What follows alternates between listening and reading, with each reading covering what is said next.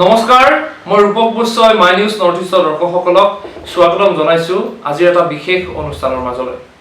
এটা উদীয়মান কণ্ঠ অসমৰ বিভিন্ন প্ৰান্তত এতিয়া তোলপাৰ লগাই আছে এটা কণ্ঠই আৰু হয়তো আপোনাৰ মুখত কেতিয়াবা ফুটি উঠে ভাইৰেল শব্দটো আৰু সেই ভাইৰেল কণ্ঠ তীৰ্থনগৰী হাজোৰ সন্তান জ্যোতিপল দাস আৰু জ্যোতিপল দাস আজি মোৰ সৈতে উপস্থিত আছে জ্যোতিপল দাসৰ সৈতে আমি কথা পাতিম জ্যোতিপল দাসৰ সৈতে আমি গীত শুনিম আৰু সেই জ্যোতিপল দাসৰ ওচৰলৈ আহিছো নমস্কাৰ জ্যোতিপল ইতিমধ্যে চৰ্চিত হৈ পৰিছে তোমাৰ কণ্ঠ আৰু বিশেষকৈ সোশ্যাল মিডিয়াত আমি যদি দেখিবলৈ যাওঁ প্ৰত্যেকটো পেজত যিকোনো পেজ থাকে সেই পেজসমূহত তোমাৰ গীত ইতিমধ্যে চৰ্চাত আহিছে আৰু সকলোৱে আদৰি লৈছে তোমাৰ গীত কেতিয়াৰ পৰা গান গোৱা আৰম্ভ কৰিছিলা মই ক্লাছ 4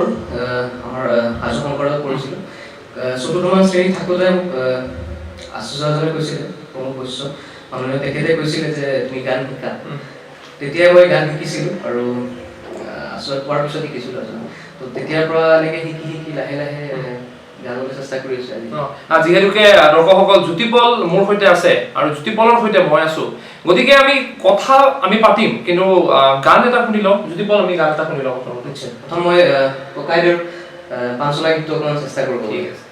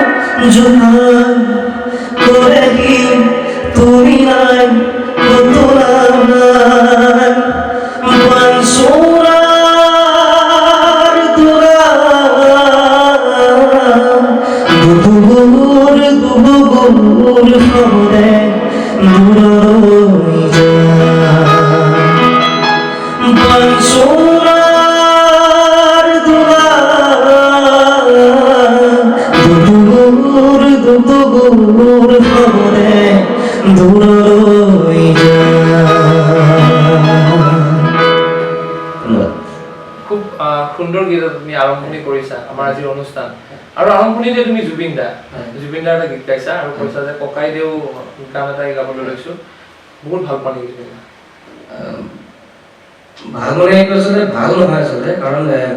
ভগৱানকতো চবেই ভাল পায় মোৰ বাবে জুবিন ভগৱান হয় আৰু ইমান ধুনীয়াকৈ গীত এটা পৰিৱেশন কৰিছা জুবিন দাৰ যিটো এখন জনপ্ৰিয় ছবি কাঞ্চনজংঘা এই কাঞ্চনজংঘাৰ আৰু এই গীতটি খুব দুখৰ গীত আৰু এই গীতটিত বহুত কথা জড়িত হৈ আছে আৰু জুবিন দাই যিসমূহ গীত গাইছে আৰু ইয়াতে ফক সোমাই আছে গীতটিত গতিকে তুমি ইমান ধুনীয়াকৈ পৰিৱেশন কৰিছা আৰু জ্যোতিপল যিহেতুকে বৰ্তমান সময়ত আমি দেখিবলৈ পাইছো যে তোমাৰ গীতে ইতিমধ্যে অসমৰ ভিন্ন প্ৰান্তত সকলোৱে আদৰি লৈছে আৰু তুমি এতিয়ালৈকে জ্যোতিপল কেনেকুৱাকৈ নিজক আগবঢ়াই লৈ গৈছা গীতৰ ক্ষেত্ৰত ককাইদেউৰ যিবিলাক পুৰণা গীত আছে আৰু বেলেগ বেলেগ আমাৰ শিল্পীসকলৰ গীতো মই চেষ্টা কৰি আছোঁ গাবলৈ হিন্দী গাবলৈ চেষ্টা কৰোঁ গজলবোৰ শুনি শুনি শিকিছোঁ তাৰপিছত পাপন দা আৰু যিখিনি আমাৰ শ্ৰদ্ধাৰ শিল্পীসকল আছে হাজৰিকাদেৱ জয়ন্ত হাজৰিকাদেৱ সকলোৰে গীতসমূহ মই গাবলৈ চেষ্টা কৰি আছোঁ আৰু সকলো গানতে মই নিজৰ অকণমান দিবলৈ চেষ্টা কৰোঁ মোৰ নিজস্বতাটো ৰাখি পেলাই মই গানটো গাবলৈ চেষ্টা কৰোঁ তেতিয়া মানে মই ভাবোঁ নিজস্বতাটো থাকিব লাগে সকলোৰে যোনেই নাগাওঁক মই তেনেকৈ হ'ব আৰু জ্যোতিপল তুমি প্ৰত্যেকজন আমাৰ যিসকল স্বনামধন্য শিল্পী আছে তুমি আটাইকেইগৰাকী শিল্পীৰে চাগে গীত চৰ্চা কৰিছা গতিকে তুমি কামৰূপী লোকগীতৰ ক্ষেত্ৰত এতিয়ালৈকে তুমি গীত গাইছানে বা তুমি আয়ত্ব কৰিছানে মই আচলতে কামৰূপী লোকগীত গাইছোঁ কিন্তু মই ভাবি আছোঁ ফোক তেনেকুৱা কিছুমান বনাম বুলি এটা কৰিছোঁ মই আমাৰ অকল কামৰূপী লোকগীত বুলিয়ে নহয় যিখিনি আমাৰ ফোক আছে মোৰ বন্ধু কেইজনমানকো গৈছোঁ তেখেতসকলে নাচে নৃত্য কৰে বা বজায় তেওঁলোকক কৈছোঁ মই এনেকুৱা এটা বস্তু কৰিম যিটো মানুহে চাই ভাল পাব মানে যিটো কিছুমান এতিয়া বস্তু নোহোৱা হৈ যাব ধৰিছে এইবিলাক বস্তু আমাৰ অসমতে এনেকুৱা বস্তু কিছুমান আছে যিবোৰৰ পৰা উঠি অহা আমাৰ নিচিনা শিল্পীসকলে যিবোৰে গান গায় বহুত শিকিব পাৰে আচলতে মই ভাবোঁ বিহু হওক বৰগীত হওক সেই গীতসমূহৰ পৰা বহুত শিকিব পাৰে আচলতে আৰু তেনেকুৱা কিবা এটা প্লেন মই কৰিছোঁ সকলে ভাল ঠিকে আছে আমি প্লেনৰ কথা আমি গম পাম কিন্তু যদি বল যেহেতু আমি লোকগীতৰ কথা লৈ আহিছো আৰু এগৰাকী স্বনামধন্য শিল্পী আছে প্ৰণীতা বৈশ্য মেধি বাইদেউ তেখেতে খুব যথেষ্ট জনপ্ৰিয় গীত তেওঁ ইতিমধ্যে তেওঁ গাইছে তেওঁৰ গীতে বিভিন্ন প্ৰতিযোগিতাসমূহত বিদ্যালয় হওক মহাবিদ্যালয়ৰ প্ৰতিযোগিতাসমূহত স্থান পায় তেওঁৰ গীত মানুহৰ হৃদয়ত স্থান পায় গতিকে প্ৰণীতা বৈশ্য মেধি বাইদেউৰ কিবা গীত শুনিব পাৰিম নেকি নিশ্চয় কবিতা এটা গাই চেষ্টা কৰোঁ ঠিক আছে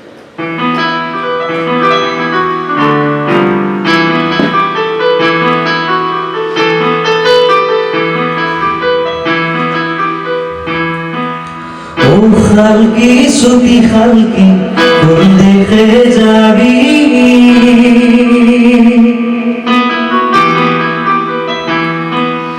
ও খালকি ছুটি খালকি কোন দেখে যাবি ও আমার দেখে যাবি খালকি একলা পাবি ও আমার দেখে যাবি খালকি একলা পাবি ও খালকি ছুটি খালকি কোন দেখে যাবি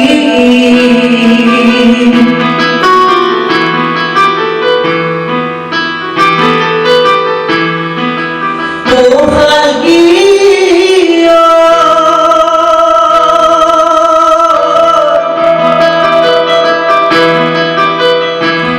ওই দাদা গো কবি খালকি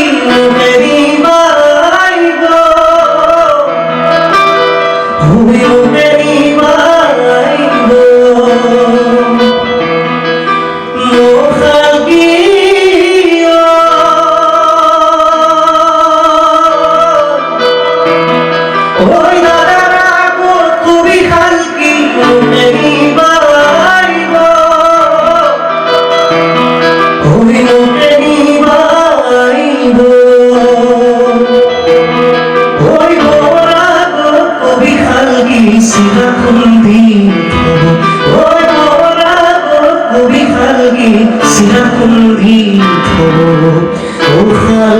ছুটি খালকি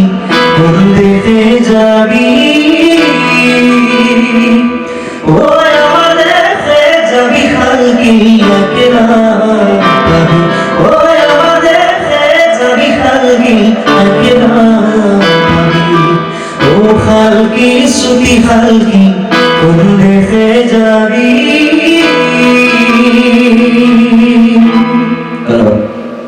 এটা খুব জনপ্ৰিয় গীত যদি বল আৰু এই গীতটিয়ে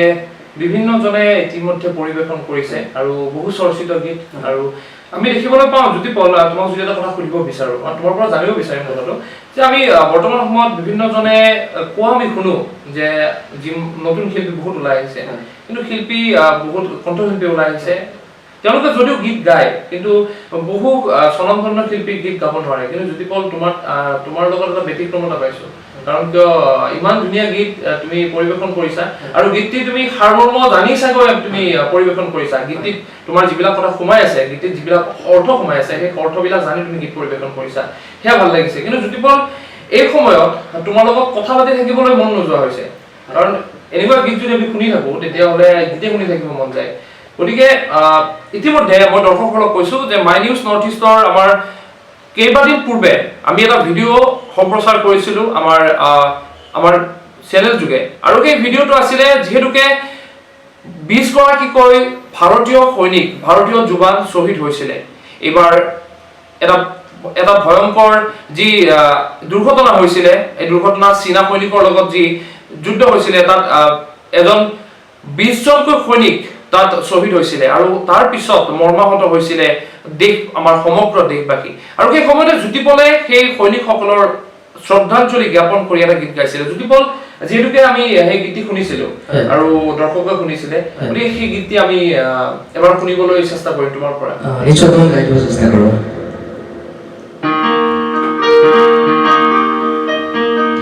तलवारों पे सरवार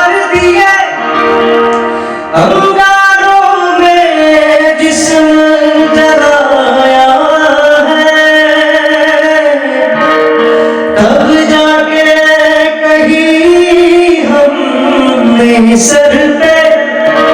ये केसरी रंग सजाया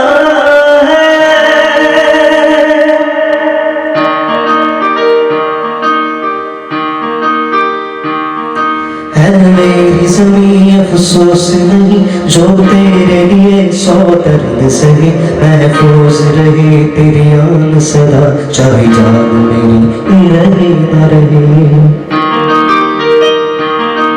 है मेरी ज़मीं महबूब मेरी नस नस में तेरा इश्क बहे फीका न पड़े कभी रंग तेरा जिस्म से निकल के खून कहे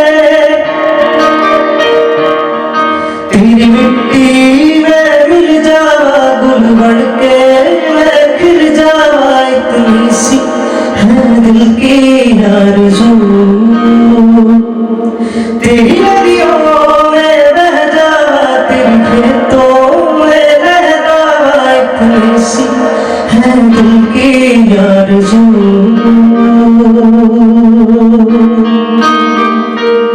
केसरी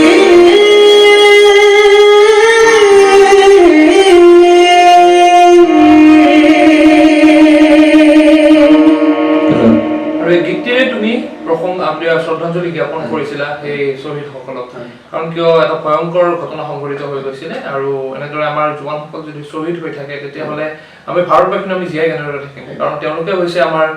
ৰক্ষাকৰ্তা গতিকে জ্যোতিপল মই তোমাৰ লগত আৰু এটা বিশেষ প্ৰসংগলৈ আহিছোঁ বৰ্তমান সময়ত যি পৰিস্থিতি এটা কোভিড-19ৰ পৰিস্থিতি চলি আছে তুমি আমাৰ মাই নিউজ নৰ্থ-ইষ্টৰ দৰ্শকসকলক তুমি কি ক'বা এই কোভিড-19ৰ সময়ত আচলতে যিটো অৱস্থা হৈছে সকলো ঘৰতে থাকক এইটো সকলোৰ কাৰণে ভাল হ'ব কাৰণ এতিয়া বাহিৰত যোৱা মানে নিজৰ লগতে নিজৰ পৰিয়ালটোৰ বাবে এটা বিপদ কঢ়িয়াই অনা চ' মই ভাবোঁ যিখিনি অসমবাসী হওক গোটেই বিশ্ববাসী চ' সকলোৱে ঘৰত থকাটোৱেই বেছি ভাল হ'ব বুলি মই ভাবোঁ আৰু এই ঘৰত থাকি আমি নিজক সুৰক্ষিত কৰি ৰাখি চাগে এই মহামাৰীৰ পৰা আমি হাত সাৰিবলৈ সক্ষম হ'ম আৰু জ্যোতিপল লকডাউনত বহুত বিভিন্ন ধৰণৰ আমাৰ শিল্পী চিত্ৰশিল্পী হওক কণ্ঠশিল্পীয়ে হওক বা নৃত্যশিল্পীয়ে হওক সকলোৱে ঘৰত নতুন নতুন বহুত কাম কৰিছে জ্যোতিপল তুমি লকডাউনত কি কৰিলা ঘৰত আচলতে এই সময়খিনি আচলতে যদি আমি ভালকে চিন্তা কৰোঁ এইখিনি অকণমান ভাল সময় আছে কাৰণ এনেকৈ ঘৰত থাকি যদি সময়খিনি ভালকে ব্যৱহাৰ কৰা যায় তেতিয়াহ'লে ভাল ভাল কাম কিছুমান আহে যিখিনি আপুনি ক'লে মাত্ৰ মোৰ নিচিনা আৰু বহুতজনে উঠি অহা গায়ক হওক বা চিত্ৰশিল্পী হওক সকলোৱে ঘৰতে বহুত ভাল ভাল কাম কৰি আছে চ' মই ভাবোঁ যদি এইখিনি সময় আচলতে যদিহে ভাল কামত লগাইছে তেনেহ'লে খুব ভাল হৈছে আচলতে মই নিজেই এই লকডাউনৰ সময়খিনিত বহুতকেইটা গান কভাৰ চং ককাইদেউৰ হওক বা হিন্দী কেইটামান বনাইছোঁ আৰু ৰাইজে আঁকোৱালি লৈছে চ' সেইখিনি মই এনেকৈ আগবাঢ়ি আছোঁ লকডাউনে তোমাক কি শিকালে নতুন নতুন কি কথা শিকিলা লকডাউনৰ পৰা আচলতে প্ৰথম কথা আচলতে আমিতো এতিয়া ব্যস্ততা লকডাউন কৰাৰ পিছত আকৌ ব্যস্ত হৈ যাওঁ ফেমিলিৰ লগত থাকাই নহয় চ' এই লকডাউনে আমাক আচলতে ফেমিলি পৰিয়ালৰ লগত যিটো আমি এটা বান্ধত থাকিব লাগে সেইটো শিকালে আচলতে আমি থাকিব লাগে আচলতে পৰিয়ালৰ লগত আৰু মই শিকিছোঁ আচলতে ৰেৱাজ কৰিছোঁ বিভিন্ন গানবিলাক শিকিছোঁ আৰু গজল হওক বা বেলেগ বেলেগ শিল্পীসকলৰ গীত মই এনেকৈ শুনি শুনি শিকিছোঁ আৰু মই ভাবোঁ মোৰ বহুতখিনি সুবিধা হৈছে আচলতে লকডাউনৰ কাৰণে আৰু সঁচাকৈ দৰ্শকসকল লকডাউনত থাকক ঘৰতে যদিও অনুষ্ঠানৰ বাবে আমি আহিছোঁ কিন্তু সম্পূৰ্ণ আমি হেণ্ড চেনিটাইজাৰৰ দৰে আমি মাস্ক ব্যৱহাৰ কৰি বিভিন্ন পন্থা অৱলম্বন কৰি আমি অনুষ্ঠানলৈ যাওঁ কিয়নো আপোনালোকক দেখুৱাবলৈ আমিও সাজু থাকিব লাগিব আৰু অত্যন্ত প্ৰহৰী হিচাপে আমিও আপোনালোকৰ সৈতে আছোঁ আমি যিহেতুকে সংবাদ মাধ্যম আমি সাজু থাকিব লাগিব প্ৰত্যেকটো প্ৰত্যাহ্বানৰ বাবে আৰু আপোনালোকৰ মাজতো প্ৰত্যাহ্বান গতিকে আপোনালোকৰ সাজু থাকক এই কোভিড-19ক প্ৰত্যাহ্বান জনাবলৈ জ্যোতিপল যিহেতুকে আমি কথা পাতি আছো আমাৰ কথা আগবাঢ়ি থাকিব শেষো হ'ব সময় গতিকে সময় চাপি আহে গতিকে জ্যোতিপল কিবা নতুন কাম হাতত লৈছা নেকি নতুন কিবা পৰিকল্পনা কৰিছা নতুন আহি আছে গান এটা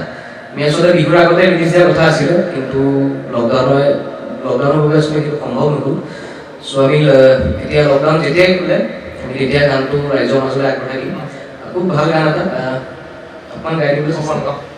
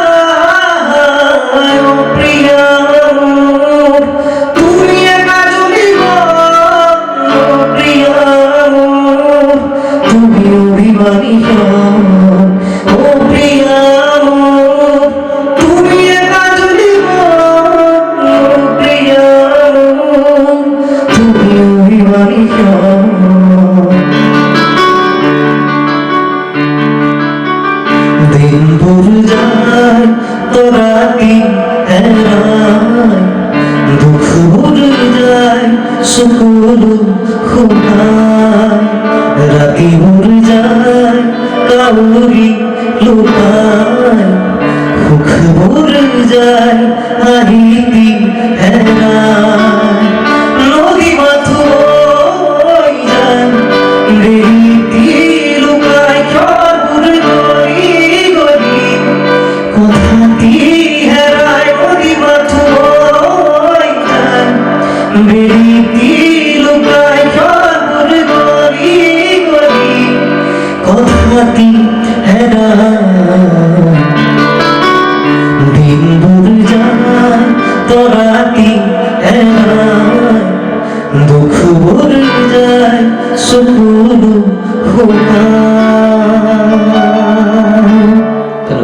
এটা খুব সুন্দৰ গীত আৰু শুভেচ্ছা জ্ঞাপন কৰিছো যাতে গীতটিয়ে এটা শিখৰত উঠে, গীতটিয়ে এটা ভাল স্থান পায় আৰু আশা কৰোঁ তুমি এনেকুৱা ধৰণৰ আৰু গীত তুমি গাই যাবা, কাৰণ কিয় তোমাৰ ৰাইজৰ আশীৰ্বাদ আছে তোমাৰ ওচৰত, তোমাৰ মা দেউতাৰ আশীৰ্বাদ আছে। গতিকে এই গীতৰ মাজেৰে তুমি গীত, মই যদি এটা কথা সুধো তোমাক, এই যে গান, আমি যে গান বুলি কওঁ, তুমি গানৰ জৰিয়তে তুমি কি ক'ব বিচৰা, মানুহক কি ক'ব বিচৰা? গানক কি হিচাপে লোৱা তুমি? আচলতে মই ভাবো এতিয়া ধৰক ভূপেন হাজৰিকাদেৱ তেখেতে গানৰ মাজেৰে বহুত কথা কৈছিলে, তেখেতে লিখা গানবিলাকৰ কথা কৈছো, তেখেতে যিবিলাক লিখিছিলে লিৰিক্স, তো সেইবিলাকৰ মাজেৰে আচলতে যদি কাৰোবাক বেয়াকেও কয় গানৰ মাধ্যমেৰে কৈছিলে, মানে এটা বুজনি আৰু যাতে মানুহবিলাকে বুজি পায়। চ' সেই বস্তুটো গানৰ মাধ্যমেৰে তেখেতে বুজাইছিলে। আৰু মই ভাবো গান এটা বহুত ডাঙৰ শক্তি, এটা যদি আমি ভালকে ব্যৱহাৰ কৰিব পাৰোঁ, গান এটা বহুত ডাঙৰ শক্তি আছে। খুব ধুনীয়া কথা কৈছা জ্যোতিপন তুমি, আৰু মই দৰ্শকসকলকো কৈছো, এগৰাকী উদীয়মান শিল্পীৰ মুখেৰে ইমান ধুনীয়া এটা কথা ওলাইছে, গান হৈছে এটা শক্তি, আৰু গানৰ মাজেৰে বহু মানুহ আগবাঢ়ি যাব পাৰে, গানে বহুত মানুহক শক্তি প্ৰদান কৰে। কাৰণ এটা গান যেতিয়া আমি শুনি থাকো, তেতিয়া হয়তো আপুনি নিজে মন কৰিব, আপুনি হয়তো যিবোৰ আপোনাৰ দুখ আৰু হয়তো আপুনি বহু বিপদত পৰিব পাৰে, কিন্তু গানে আপোনাক কেতিয়াবা সহায় কৰে সেইসমূহ আঁতৰি যোৱাৰ ক্ষেত্ৰত। আৰু জ্যোতিপল, যিহেতুকে আমাৰ সমূহ চমু চাপি আহিছে, তোমাৰ পৰা আমি আন এটা গীত শুনিব বিচাৰিছো, কি শুনাব এবাৰ? খুব পুৰণা গীত আচলতে, 2001 চনতে লিখা আছিলে।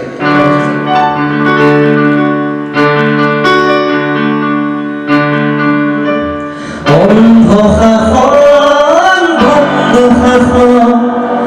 অৰ্থ লোভৰ যুঁজ,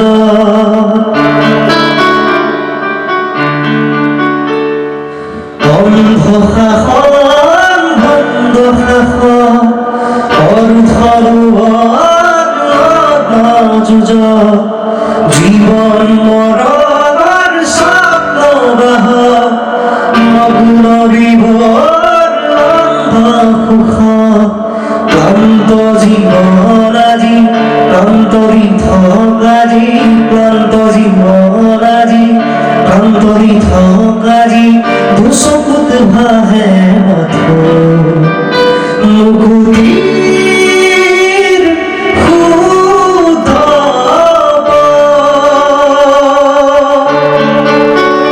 মৃত্যু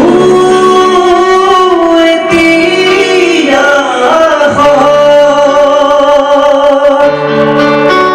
মৃত্যু এতিয়া ওচৰ।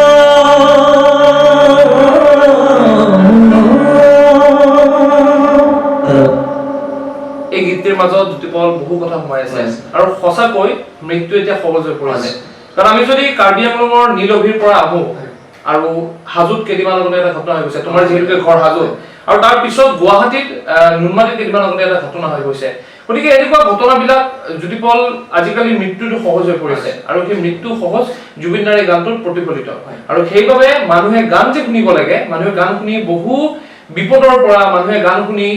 কেতিয়াবা মানুহে মানসিক অশান্তিত ভোগে, সেই মানসিক অশান্তিত ভোগা মানুহ গান শুনি বহুত আঁতৰত থাকিব পাৰে সেই মানসিক অশান্তিসমূহৰ পৰা। আৰু জ্যোতিপল, বৰ্তমান তোমাৰ পঢ়া শুনাৰ কথা আমি কি জানিম?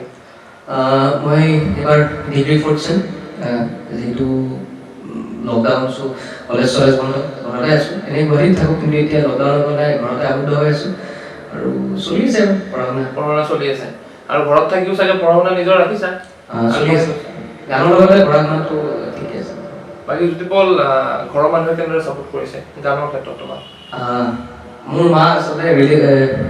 গায়ক ছিংগাৰ আছিল, আচলতে ৰেডিঅ' চেণ্টাৰত গান গাইছিল মা, আৰু দেউতা পাঠক দাদাও গান গাইছিলে।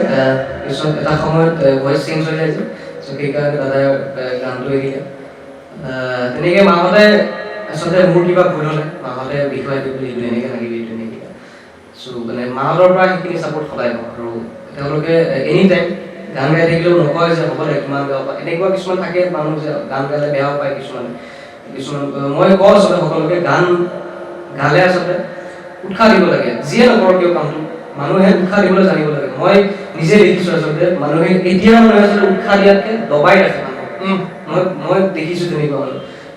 কোনোবাই যদি কিবা ভাল কাম এটা কৰিব বিচাৰে তেনেহ'লে সেই কামটো কৰিব নিদিয়ে আচলতে বহুতে। চ' মই ভাবোঁ তেনেকুৱা কৰিব নালাগে। কিন্তু মা দেউতাই ছাপোৰ্ট কৰে, কিন্তু মা দেউতাই ছাপোৰ্ট কৰে। এনেকুৱা কিছুমান থাকে, কিন্তু মা দেউতাৰ ছাপোৰ্টটো সদায় থাকে। নিজৰ সন্তানৰ কেতিয়াও বেয়া চিন্তা কেতিয়াও নকৰে তেওঁলোকে, আৰু সদায় ভাল চিন্তাই কৰে, আৰু ভাল ভাল উপদেশ তেওঁলোকে মা দেউতাই দিয়ে থাকে সদায়। আৰু জ্যোতিপল খুব ধুনীয়া কথা কৈছা তুমি, আৰু মা দেউতাৰ আশীৰ্বাদ সদায় তোমাৰ ওচৰত থাকিব। কিন্তু জ্যোতিপল আজিৰ সুযোগত তোমাক যিহেতুকে ওচৰত পাইছো, গতিকে মই এৰি নিদিওঁ তোমাক। গতিকে এৰি নিদিওঁ বুলি কিয় কৈছো, মোৰ এটা প্ৰিয় গান, সেই প্ৰিয় গীতটি হৈছে মই ভাগৰা নাই। সেই গীতটি এবাৰ তোমাৰ পৰা শুনিম। ঠিক আছে, মই চেষ্টা কৰিম। আচলতে এইটো ফেচবুকতো দিছিলোঁ, চৰ্চিত হৈছে চাগে ন? আগবাঢ়ি গৈছে, মই চেষ্টা কৰোঁ বোলে।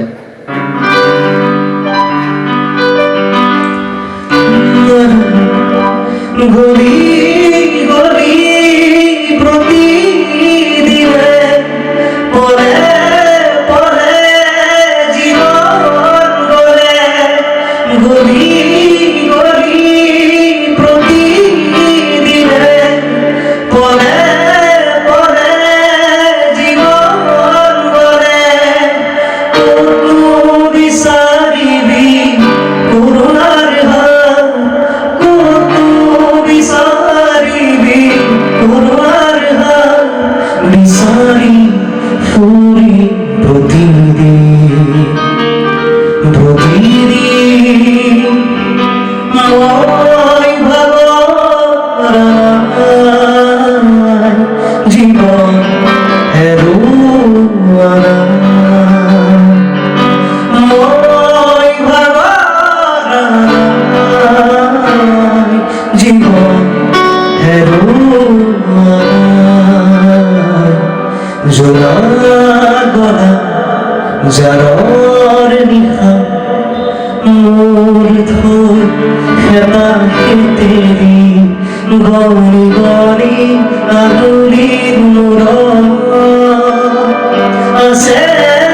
কিমান চকুৰ পানী, সুখৰ চিকুৰ মণি, মই ভাগৰা নাই, জীৱন হেৰুওৱা নাই, মই ভাগৰা নাই, জীৱন হেৰুওৱা নাই। আশা কৰোঁ জ্যোতিপল তুমি ভাগৰি নপৰিবা, আৰু গানত বহুত কথা থাকে, কিন্তু নিজৰ জীৱনত কেতিয়াও ভাগৰি নপৰিবা তুমি, কাৰণ তোমাৰ ভৱিষ্যত আছে, আৰু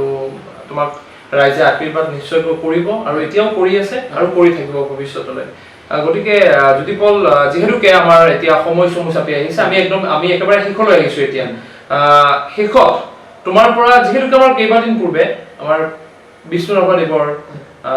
তিথি গৈছে, গতিকে আমি শেষত তোমাৰ পৰা বিষ্ণুৰাভা সংগীত এটা শুনি আমাৰ আজি অনুষ্ঠানৰ আমি সামৰণিলৈ আগবাঢ়িম। ঠিক আছে, মোৰ প্ৰিয় বিষ্ণুৰাভাদেৱ, তেখেতৰ মোৰ খুব প্ৰিয় গীত এটা অকণমান চেষ্টা কৰিব লাগে।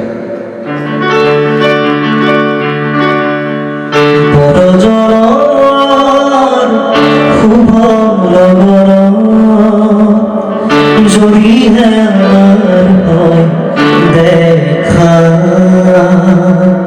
পুৰাণে প্ৰিয়ে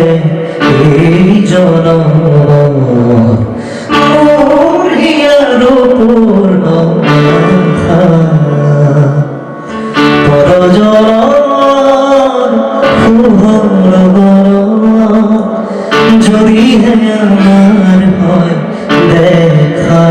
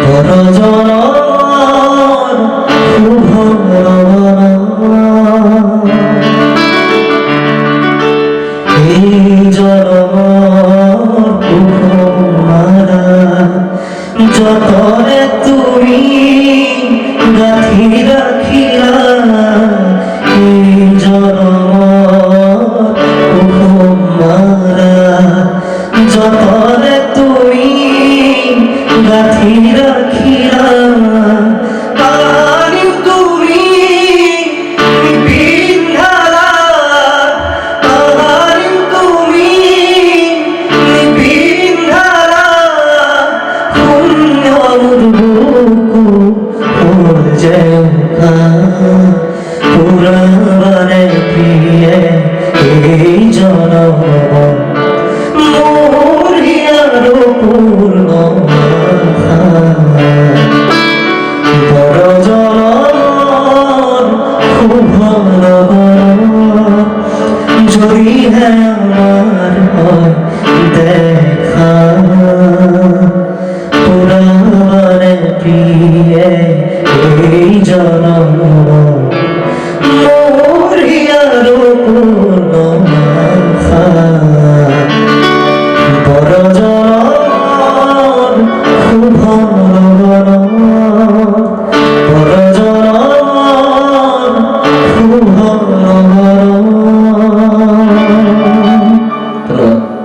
পৰজনমৰ শুভ লগনত যদিহে আমাৰ হয় দেখা এটা কালজয়ী গীত আৰু এই গীতটিয়ে বহু কথা বুজাই থৈ গৈছে তেওঁৰ যিমান দুখ আছিলে সেই সময়ত তেওঁ এটা কথা কৈছে যে আমাৰ কেতিয়া দেখা হয় সেয়া হয়তো আমি গমেই নাপাওঁ আৰু যদিহে দেখা হয় তেতিয়াহ'লে আৰু মানুহে বুজি পাব সেইখিনি আমি যদি কোনোবা এজন মানুহ যিজন আপোন মানুহ সেই আপোন মানুহজনৰ আমি যদি